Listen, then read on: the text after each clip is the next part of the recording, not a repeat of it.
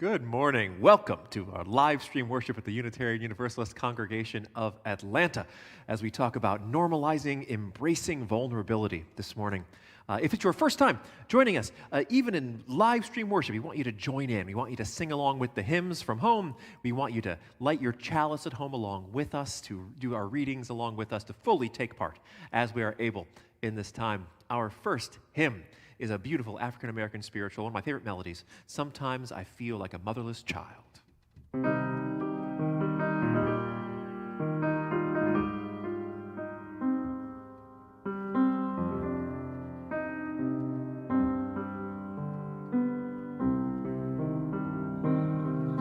Sometimes I feel like a motherless child.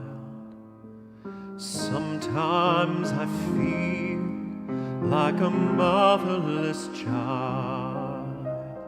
Sometimes I feel like a motherless child.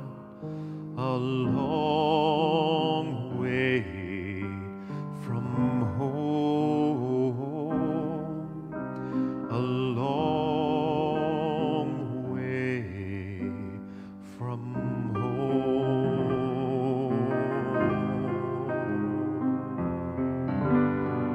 Sometimes I feel like I have no friend.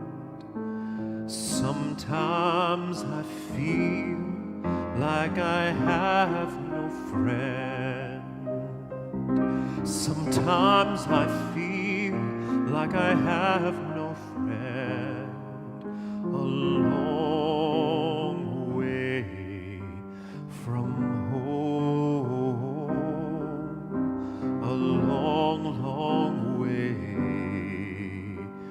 from home.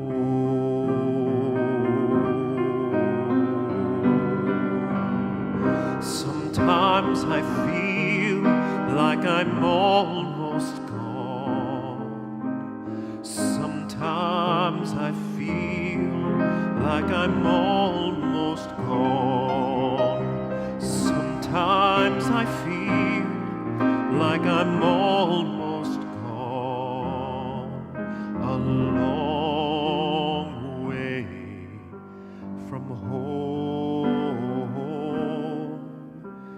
a long, long way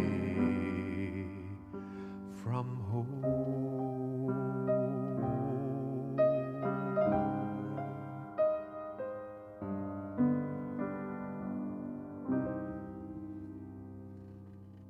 So glad you've chosen to worship with us this morning. It's the best place to do live stream worship anywhere on the whole internet.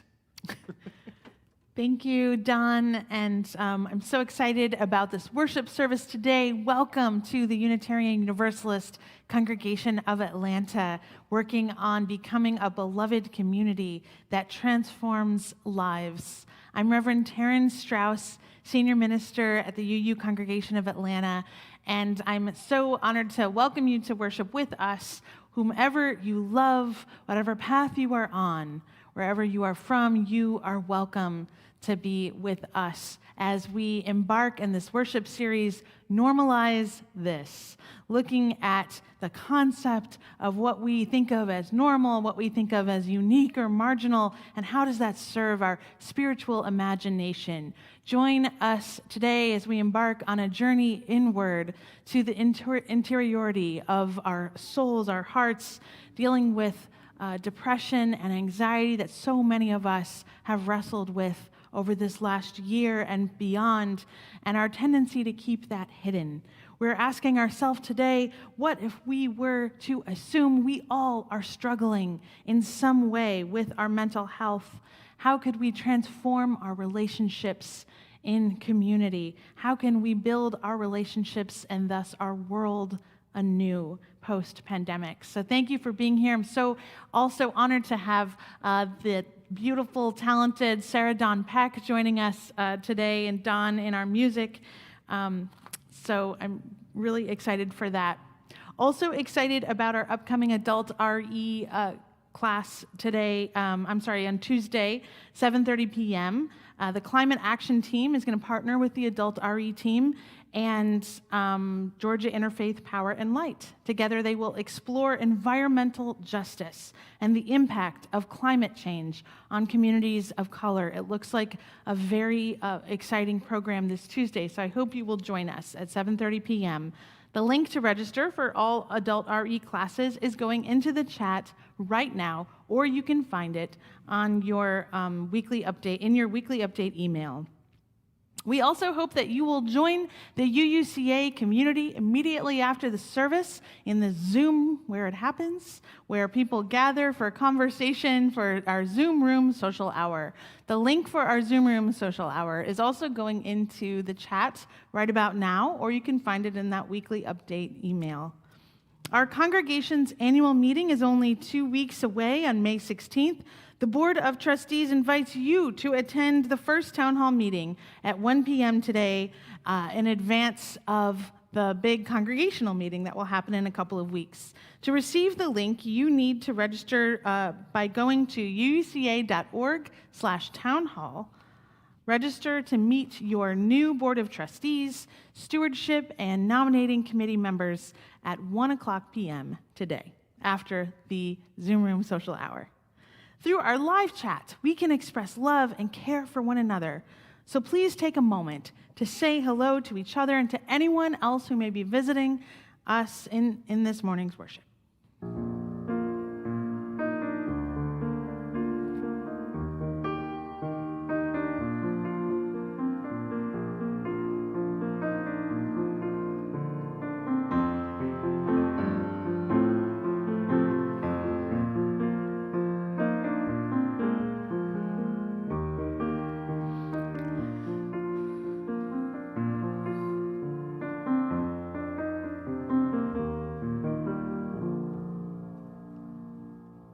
Once again, we are so glad you are here. We light our chalice during the month of May in honor and acknowledgement of Asian American and Pacific Islander Heritage Month with the words of Japanese American anti-war activist Yuri Kochiyama, who said that life is not alone what you make it. Life is the input of everyone who touched your life and every experience that entered it. We are all part of one another. We light our chalice this morning in the pursuit of peace as we build the beloved community characterized by multiracial, multicultural, and multi-generational relationships.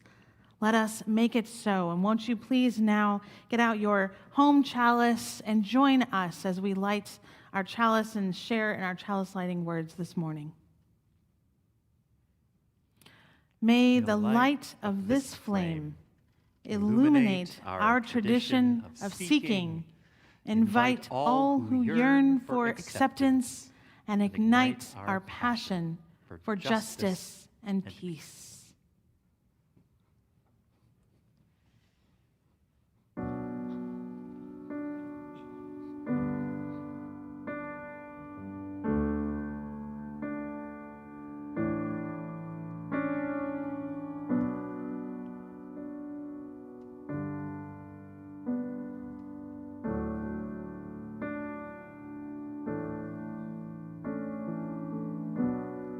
Say something, I'm giving up on you.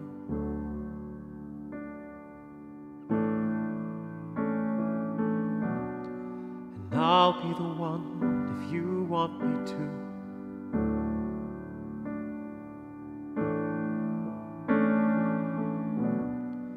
to. Anywhere I would have followed you.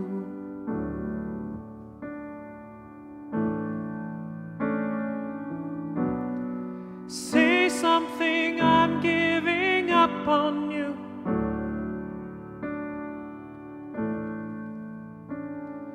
And I am feeling so small.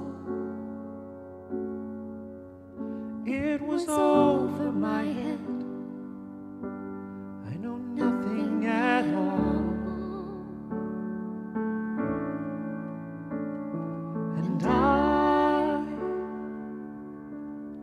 will stumble and fall. I'm still learning to love, just starting to crawl.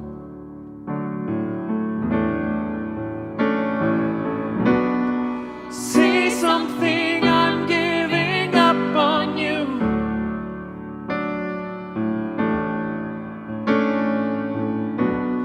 I'm sorry that I couldn't get to you.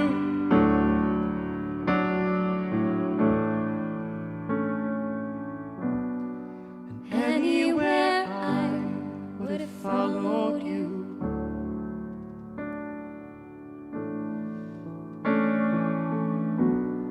Say something, I'm giving up on you.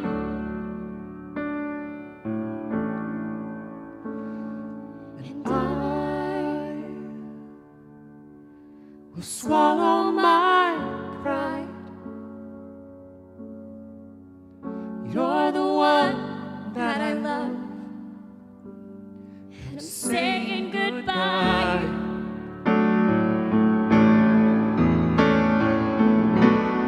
Say something, I'm giving up on you.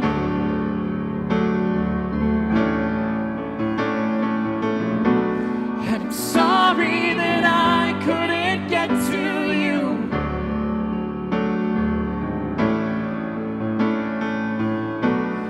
And anywhere I would have followed you.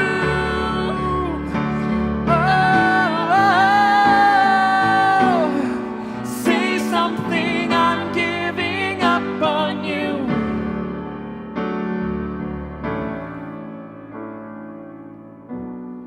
Say something, I'm giving up on you.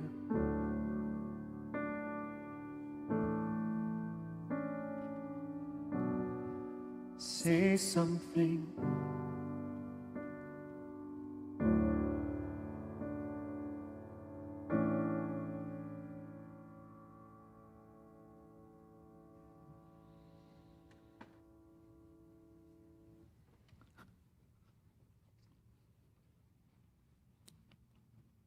Thank you so much. And now, won't you please rise in body or in spirit, wherever you are, and join the Gagne Nobis family who's leading this morning's movement prayer. First, we bow to honor the spirit of life. We lift our arms and embrace the gifts of spirit. We bring these gifts unto ourselves with gratitude and breathe and smile. We share these gifts with the world. We remember to be present. Honor, embrace, gratitude, share, be present.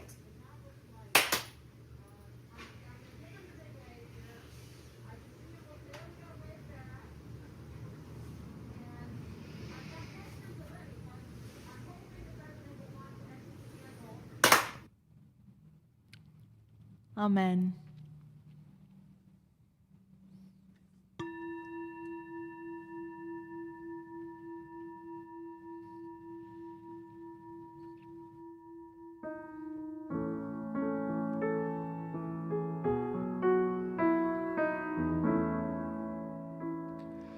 How could anyone ever tell you you were anything less than beautiful? How could anyone ever tell you you were less than whole? How could anyone fail to notice that your loving is a miracle? How deeply you're connected to my soul. How could anyone ever tell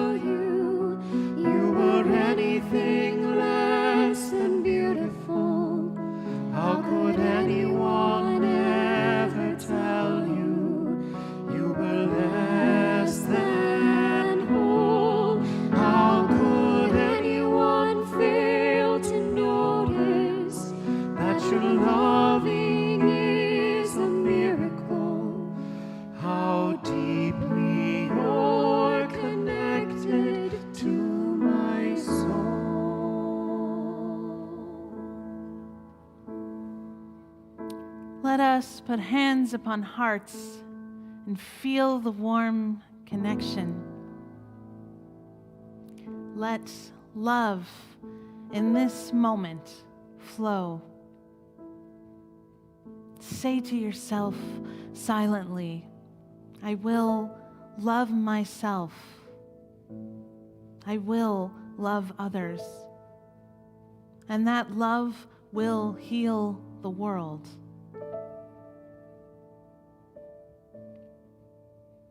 Now we hear the joys and sorrows of this congregation. Let us hold Meg Butler and her family in our hearts. Meg's father, Patrick Butler, passed away unexpectedly on April 27th. Emails and cards of support are welcome at this time. You are invited now to say the name of people you are holding in your heart this morning, someone who could use some extra loving energy coming their way. I invite you to write their names into the live chat or speak their names into this holy moment now.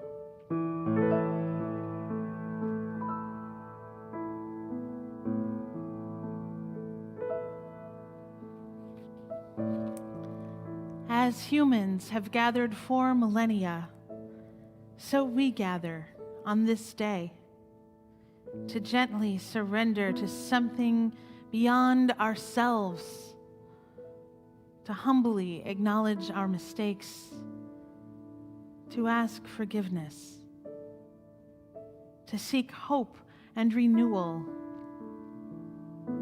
to honor the earth that supports and sustains life, to remember that all beings are mysteriously connected, and to feel that connection.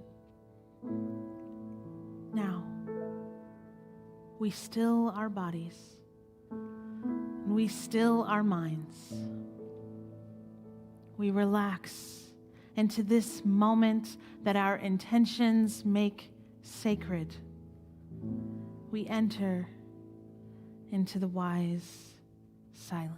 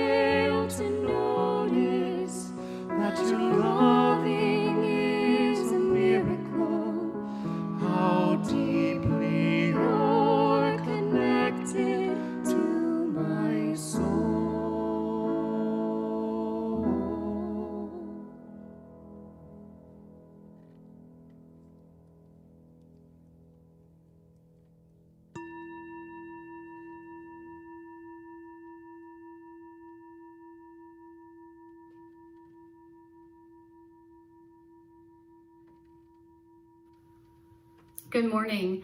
I'm Laura Beth Brown, Director of Lifespan Religious Education. So you've heard me talk about asking for help, and that sometimes we don't ask for help because we feel ashamed that we even need it, that we couldn't solve a problem all by ourselves. So asking for help can take courage. What if the person we ask doesn't want to help us? But bottom line, asking for help is a really smart thing to do when we are struggling. I know that I always come up with better solutions when I ask a friend for help. And it is also true that there are some people who are more likely to help us than others. So it's a good idea to know who those people are before we ask for help. And this is called your support network. And a support network is often made up of friends and family and other trusted adults. So maybe there is a friend at school that you always turn to when you feel upset, or a trusted teacher who you trust to help when, say, someone is being bullied. I would encourage you to make a list of people in your support network. So think of people who you would ask for help if you were really worried about something that was going to happen the next day, like taking a test. Or if you saw something on television that upset you or confused you, or if you were just having a really difficult time going to sleep. And you can have as many people on your support network as you would like. Then it will be easier to find someone when you need help. So if you ask one person and they aren't able to help you, you can just go to another person on the list. You have also heard me talk about how good I feel when I help someone who has asked me for help. But you know what? We don't have to wait to help someone until they ask. If we know of someone who is having a difficult time or facing a challenge, we can offer our help. And this can also take courage.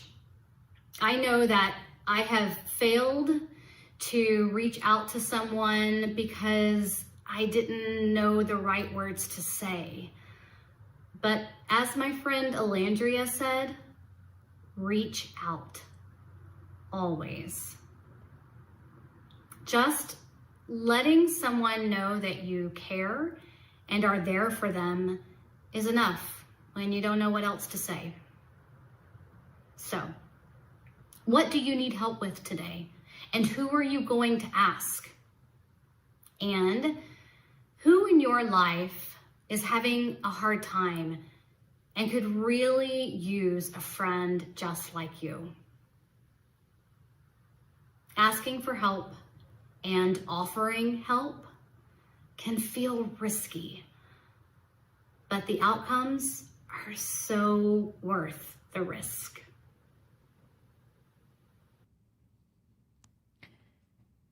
Thank you, Laura Beth, for that message.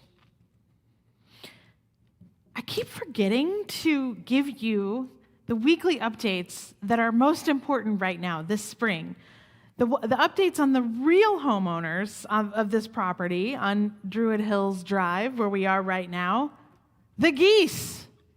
Perhaps in my longing for the real congregation, I have become a little overly familiar with this extended family of geese. You know the ones I'm talking about. But you should know that since the number of drivers has diminished this year, the geese have fully reclaimed the road and the parking lot as their home. Since I am merely a weekly visitor and they the permanent residents now, I stop for their crossing and slow down to say hello. A couple of weeks ago, I noticed the tiny gray tufted heads of half a dozen goslings. I was inordinately excited. I may have pulled over to congratulate the mother, who in her countenance seemed to sternly remind me to move along now. Something caught in my throat, and I longed to follow the goslings on their waddling journey around the property. But it wasn't the geese I yearned to meet, but the babies who have been born at UUCA since we last gathered together. By my count, I believe there have been 6 babies born at UUCA in the year since we went virtual.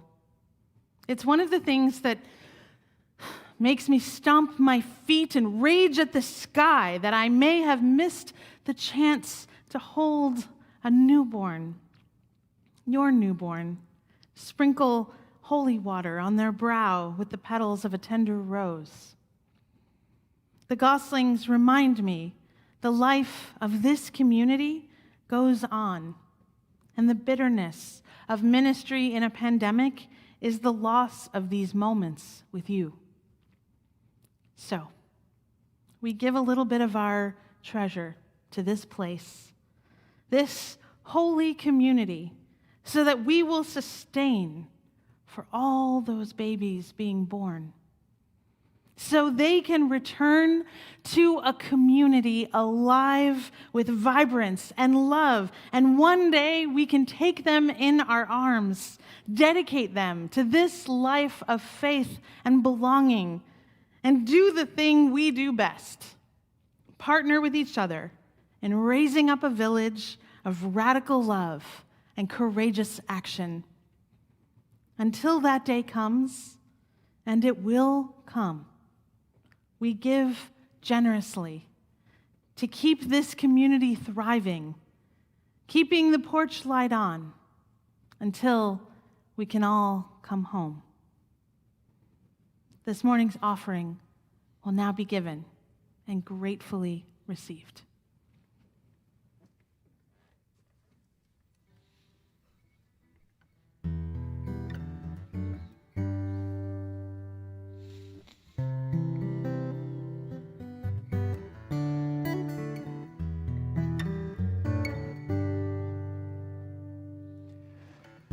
Tell me something, girl.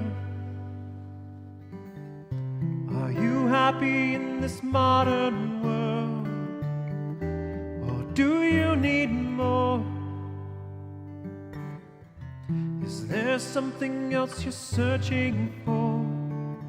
I'm falling. In all the good times I find myself longing for a change,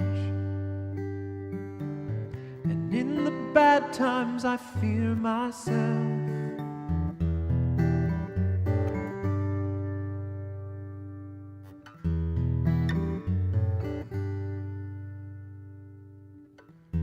Tell me something, boy.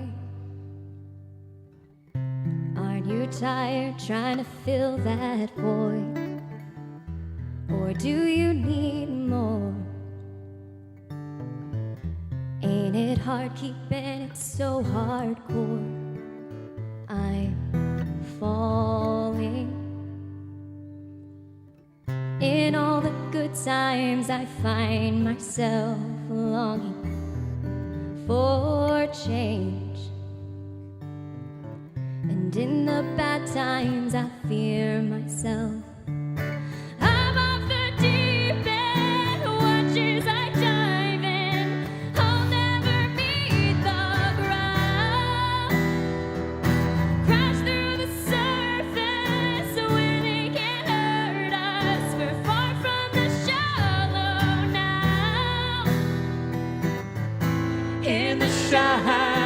Shallow, in the shallow, shallow, la, la,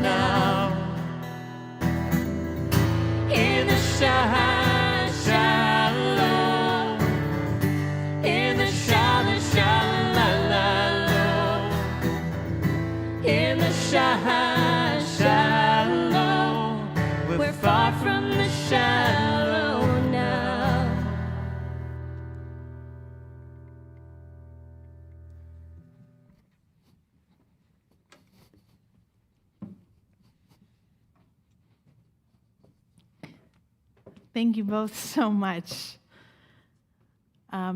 We miss having you in this space. There's a lot of love in this room right now and every Sunday, but it's not enough. It's not enough love.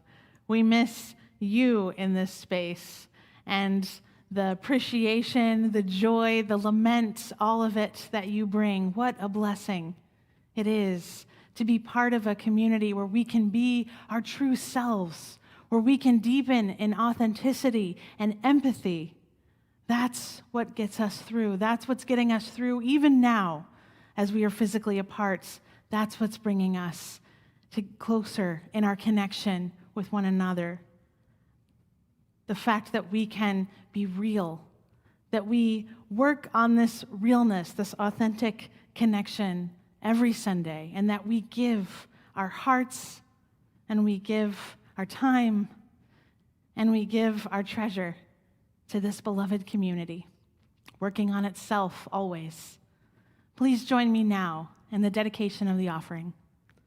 To the work of this congregation, which is weaving a tapestry of love and action we call community, we dedicate our lives, and these are offerings.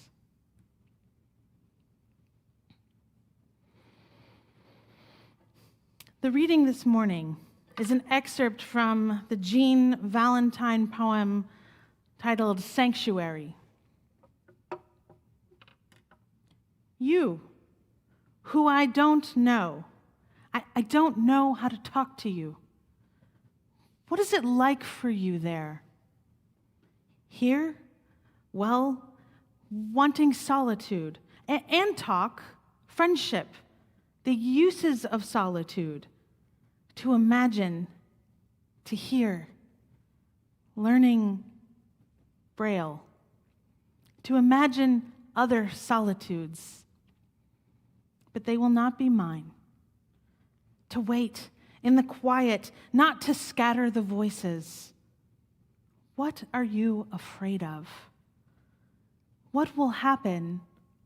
All this leaving and meetings, yes, but death. What happens when you die? Not scatter the voices. What do you dread in this room now?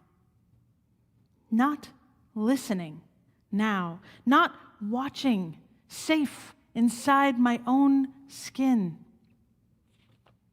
To die, not having listened, not having asked, to have scattered life. Yes, I know. The thread you have to keep finding over again to follow it back to life. I know. Impossible sometimes. So ends the reading. This is our truth. For 4 years, our psyches have been under attack. Rebecca Solnit wrote just this week about the assault on our psyches these last 4 years and how we are only just now returning to a dazed trauma response, like a Looney Tunes character with little birdies and stars running around the circumference of our heads as we shake off our huge misstep off the cliff.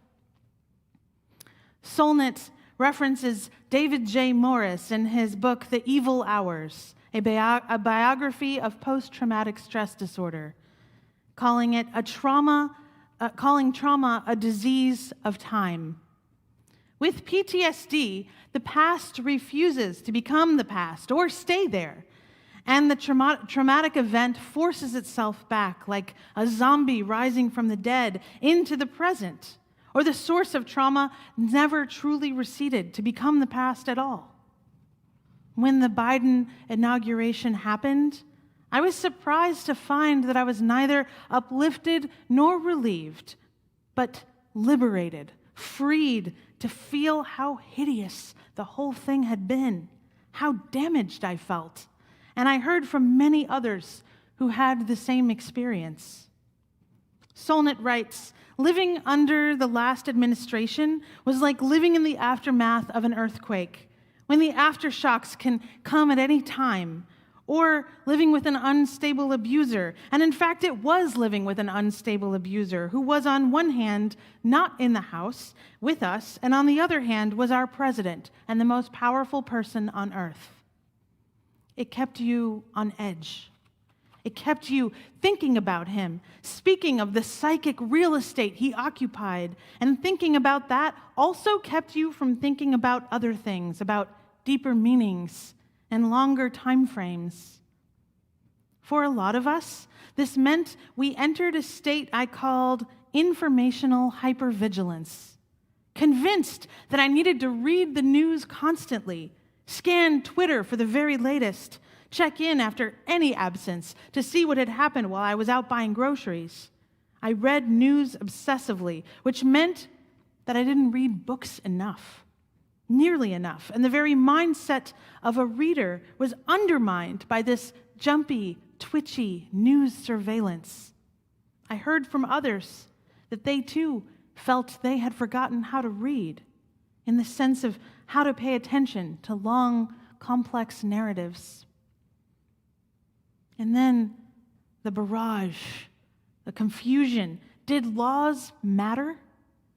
Did the Constitution? If they didn't matter now, would they ever matter again? One got tired of outrage, and then more outrages came. This week was a hungry cannibal that devoured last week, as Rebecca Solnit put it. And now it's been 100 days since we have emerged from the assault on our psyches. We have entered a new phase of the pandemic where people have begun reporting feelings of prolonged exhaustion and malaise. This has been a difficult year beyond our imaginations. For most of us, dotted with periods of depression, exhaustion, anxiety, insomnia, and overwhelm. And while we love to always be the helpers, to present ourselves in our moments of strength and having it all together, to be the rock and the life raft. But what about when you are in the depth of your pain? What then? What if you are the needy one? I notice many of us, tend to burrow down in our rabbit holes, preferring to deal with our mental struggles in private. We fear becoming a burden to others. We were taught not to show our weaknesses. We were taught the importance of being stoic and presenting our best side. But what if, as Adrienne Marie Brown asks, we consider ourselves scholars of belonging? 1 year ago, in late April 2020, we developed a brand new program at UUCA called Neighborhood Circles, with the idea to connect our regionally vast congregation according to neighborhoods. We noticed groups of congregants live in Tucker, while another group lives on the west side, or another in Decatur or Doraville. And in our rush to provide connection immediately, I admit I did not cast the line into the lake with precision and purpose. So let me correct this. 1 year later, the true mission of Neighborhood Circles is not to socialize nor build community, though that may happen. No, the mission of Neighborhood Circles is for you to develop the skill of asking for help. That's it. Can you be powerfully vulnerable, courageously wholehearted? Can you be a scholar of belonging with me? What comes to mind when you hear that word, powerful? Maybe someone who's independent, strong, silent, free of emotional baggage.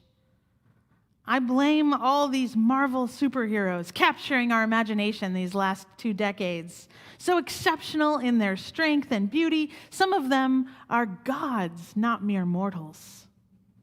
And what do you think when you hear the word vulnerable? What comes to mind? Perhaps weak or shameful, small, maybe female or child. Well, I say vulnerability is power.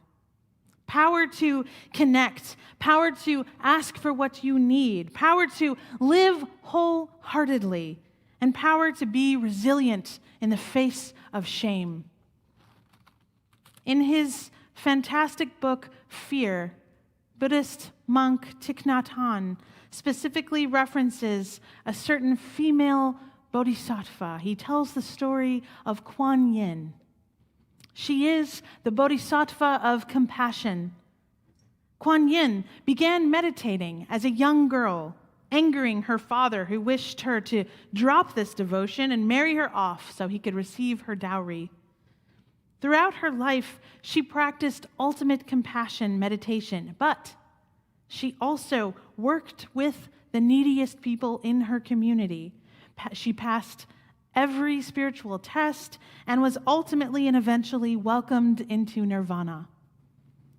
She was on the precipice of passing into a place of eternal light and peace and becoming one with the universe's deepest power, just like the Buddha.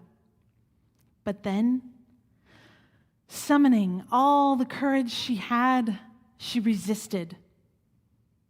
"I do not wish it," she said to the universal light. "People here on earth are still unhappy. Everywhere I see misery and suffering. People starve, people fight each other in wars. Everyone is holy, but they don't know it." "I wish," she said into the universal light, "I wish to stay here on earth until every living thing knows it is holy." And with that, a divine force swept over her in a wave of love. I love this story of Kuan Yin because instead of ascending to enlightenment, she chose earthly suffering along with those she was helping. Rather than hover above us all, she knew her power lay in the connection she had cultivated with humanity, to living wholeheartedly amongst the people. You know, the root, the history of the word courage, it has to do with wholeheartedness. Courage, derived from the Latin word cor, meaning heart. The original meaning of that word was to tell the story of who you are with your whole heart. As a research social psychologist, Dr. Brené Brown has interviewed thousands of people on the subject of shame, vulnerability, and courage. Through her research, she has come to some conclusions about people who practice what she calls shame resilience. She concluded we humans are neurobiologically hardwired for connection. Our ability to connect is a survival mechanism for our brains and our bodies to function. This is why 1 year ago, we knew we had to create neighborhood circles. We had to call each other. We had to check in relentlessly when quarantine began and not leave anyone out. In Brené Brown's research, she has come to a conclusion about the role of shame in society. Shame is the fear of disconnection, that there is something about me that if other people know it or they see it, I won't be worthy of connection. I won't be worthy of belonging. But here's the thing about shame, says Dr. Brown. The less you talk about it, the stronger it gets. In her research, she found what underpinned shame is an excruciating fear of vulnerability. So one way to cultivate shame resilience as scholars of belonging that we are is to normalize asking for help. In order for connection to happen, we have to be able to be seen in our wholeness, including in our time of need. The one thing that keeps us from connection is the fear that we are not worthy of connection. Brené Brown has an expression for living with this level, this courageous level of vulnerability. She calls it wholehearted living. She writes, shame is the birthplace of perfectionism. So those who live wholeheartedly practice the courage to be imperfect. They cultivate compassion to be kind to themselves first and then others. They fully embrace vulnerability, because what makes us vulnerable makes us beautiful. Vulnerability is uncomfortable. It's not just enjoyable, but it is necessary. This is how we become scholars of belonging, to cultivate within ourselves the courage to reach out.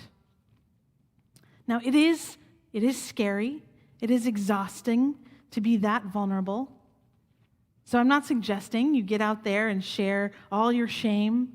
I'm simply inviting you into joining a neighborhood circle or find a way to develop that skill, to exercise that skill of asking for help when you need it. Practicing courage, compassion, and connection, well, that's how we cultivate shame resilience. The feminist theologian Mary Daly writes, courage is a habit, a virtue. You get it by courageous acts. It's like you learn to swim by swimming. You learn courage by couraging. For all of us, this has been a year of couraging. I've been reminded this year, lately, of my days as a chaplain at Beth Israel Medical Center in New York City.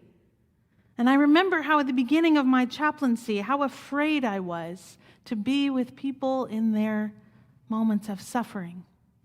I feared standing inside their suffering and truly seeing their pain. Often, it is terrifying to go towards suffering. Many people want to run from it, to go towards people they believe are successful, happy, and have it all together. I am guilty of this too. But instead, I cut through the fear, and probably only because it was required of me. In my chaplaincy program, I cut through that fear and invited patients to articulate their pain even further, beyond my comfort and often beyond theirs. I was afraid they would feel worse. I would feel bad. We would all be miserable without end. This is not an uncommon fear. But guess what? It had the opposite effect. It turns out when someone speaks that thing they are most afraid to speak, and someone else offers witness, their pain lessens. Tears may be shed, tears that express toxins, both chemical and spiritual. While I was chaplaining, one patient I spoke to felt such relief after unburdening herself as she closed her eyes, breathing in and out until I realized she'd fallen asleep. This process of accessing the power of vulnerability, well, it doesn't work if you are judgmental or if you make assumptions or if you try to solve someone's life. It only works if you cultivate a spirit of curiosity. Wouldn't it be lovely? Wouldn't it be something if Unitarian Universalists were known the world over, not for our fierce individualism, no, Not for our strongly asserted opinions, but for our wholehearted curiosity, our courageous vulnerability. What if more world leaders believed in the power of vulnerability? What if, instead of hovering above it all in the shallows, we harnessed the power of Kuan Yin and chose to be here on earth, struggling away, reaching out for help when we need it, being scholars of belonging together? We are each carrying some kind of trauma. We are struggling with the weight of all we have survived. We are not defined by our mental struggles, but they are a part of our story. So let us be scholars of belonging.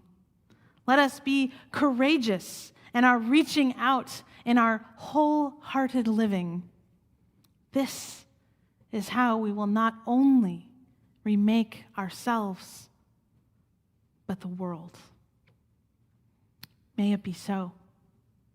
Amen.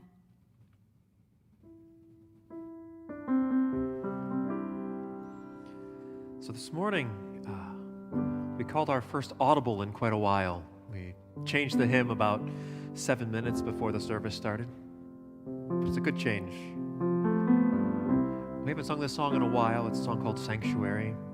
But we'll sing it a bunch of times and you'll catch on. They're beautiful lyrics about how we are a community for each other, a collective. It goes like this. Make us aware we are a sanctuary,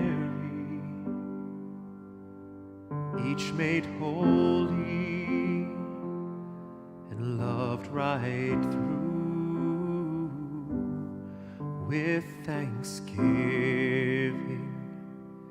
we are a living sanctuary anew. Sing it with me. Make us aware we are a sanctuary, each made holy, right through. With thanksgiving, we are a living sanctuary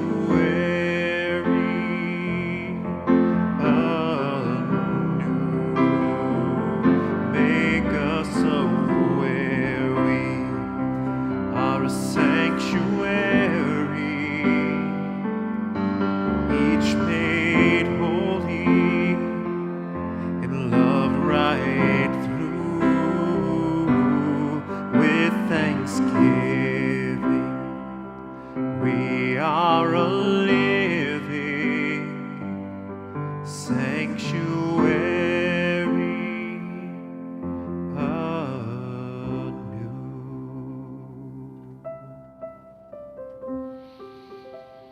So as we re-emerge into a new world together, as the weeks and months go by and we return, we go forward into something new, let us harness the power of our vulnerability.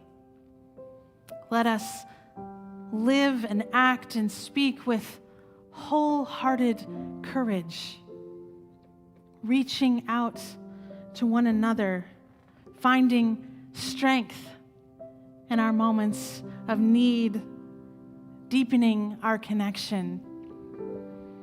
So go now in peace. Go into this new week with love and hope. Amen. Be blessed. Make us aware we are a sanctuary, each made holy and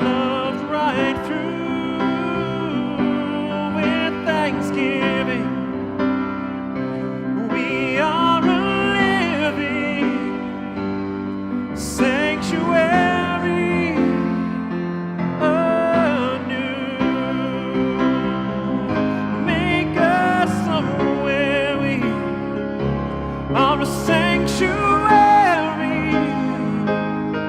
each made holy and loved right through. With thanksgiving, we are a living sanctuary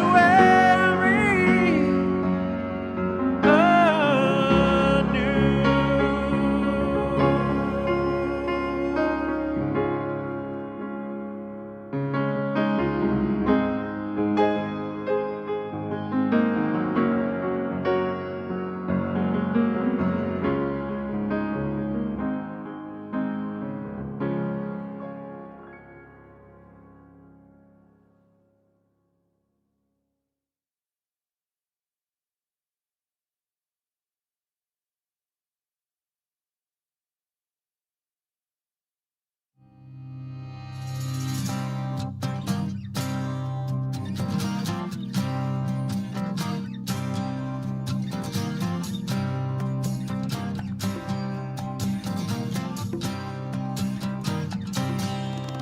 We are building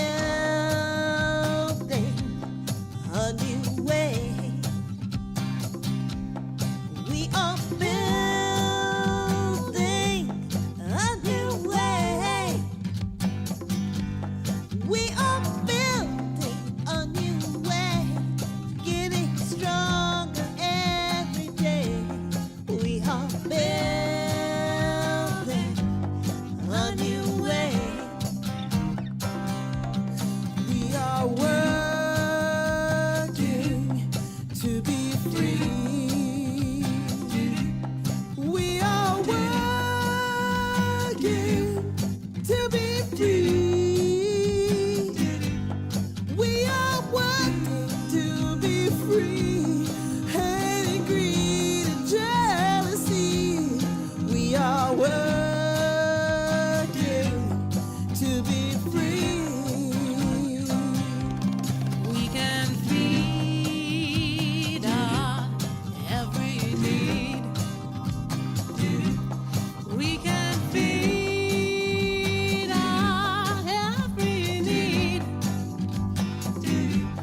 We can feed our every need. Start with love, that is the seed.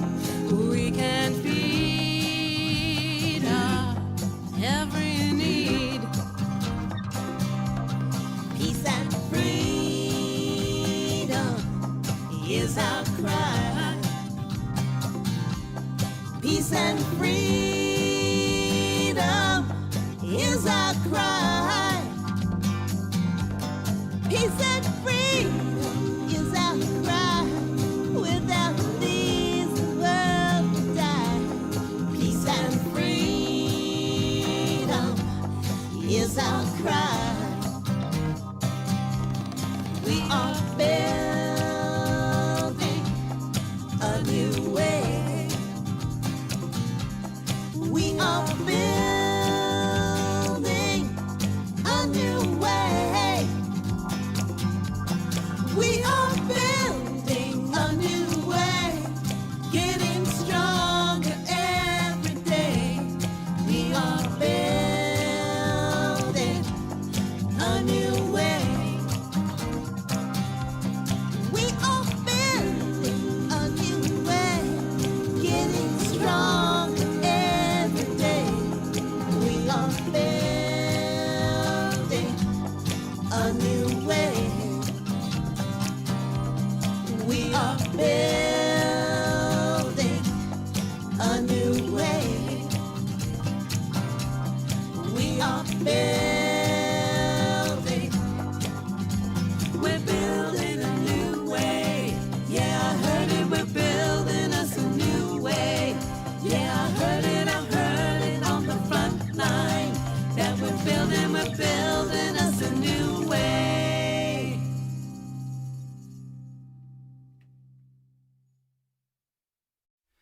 You are the new day. You are the new day. I will love you more than me and more than yesterday.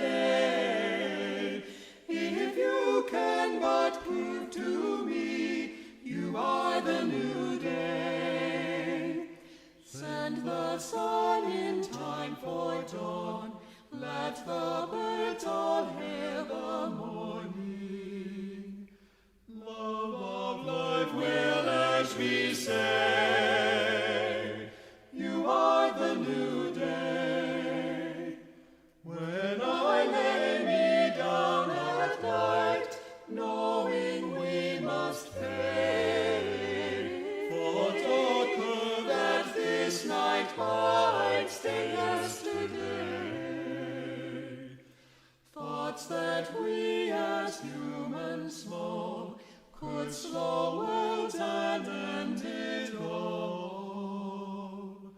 Lie around me where they fall before the new day.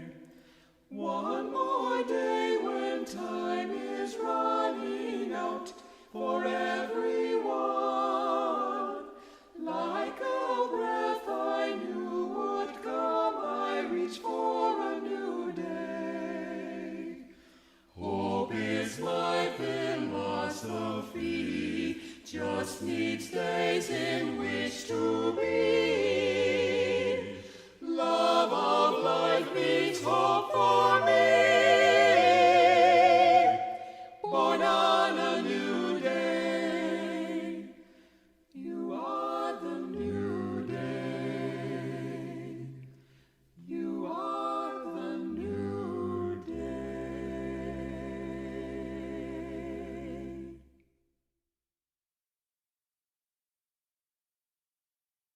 This little light of mine,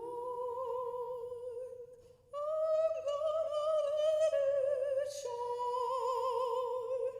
This little light of mine, I'm gonna let it shine.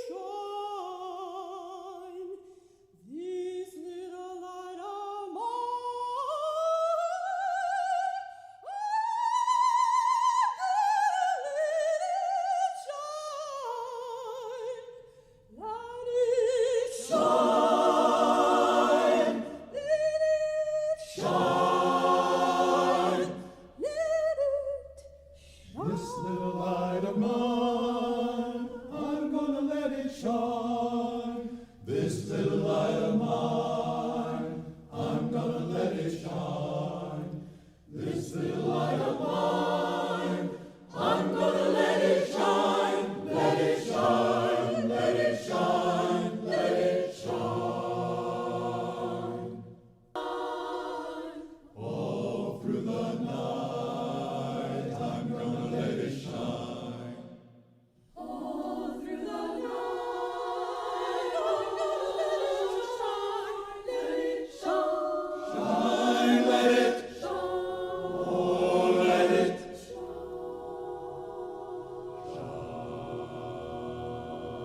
This little light of mine.